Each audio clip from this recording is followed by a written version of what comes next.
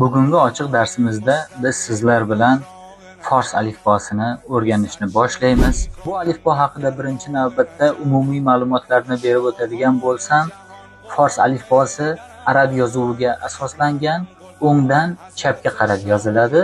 32 harfdan iborat bo'ladi.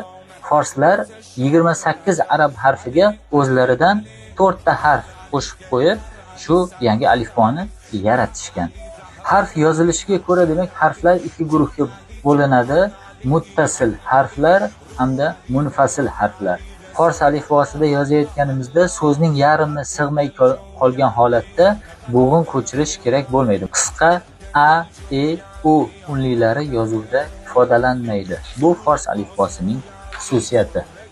Bugungi harfimiz va darsimiz shundan iborat edi. Keyingi darslarda ko'rishguncha.